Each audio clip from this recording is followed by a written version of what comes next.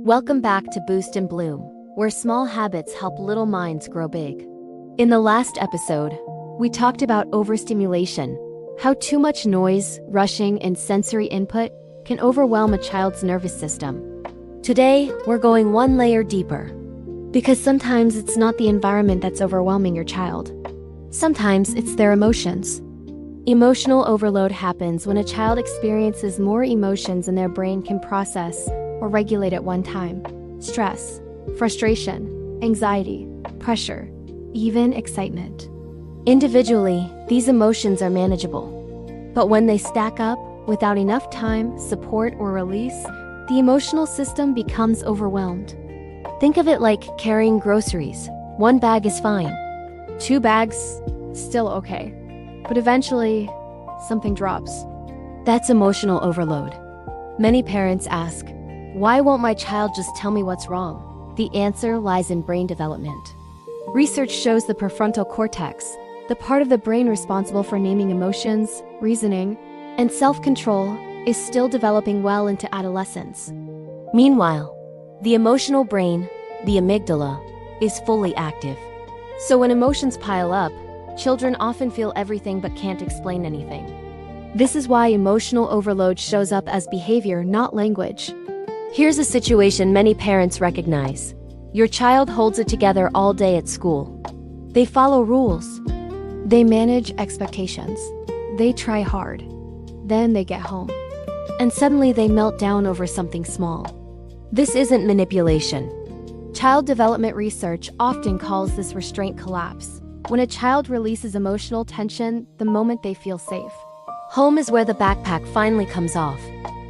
Imagine your child carries an emotional backpack. A rushed morning. A confusing social moment. A mistake at school. Being told to hurry, again. Each experience adds weight.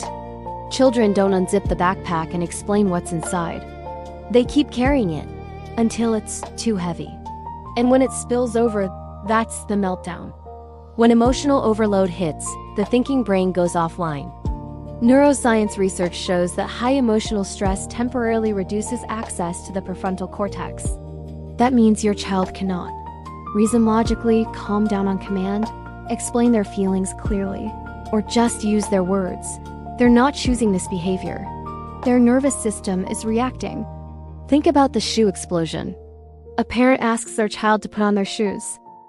The child explodes, not because of the shoes, but because earlier that day, they felt embarrassed in class, missed a snack, and worked hard to stay quiet. The shoes were just the final straw. So what actually helps when kids can't explain what they're feeling? First, name the experience, not the behavior.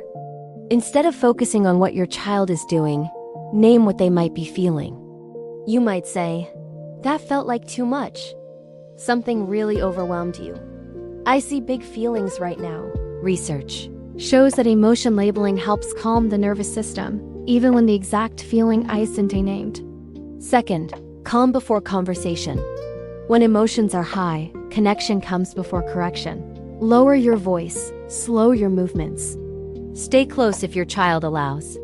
This tells the nervous system, you're safe. Only then can the brain reconnect. Third, reduce the emotional load throughout the day. The goal isn't to remove emotions.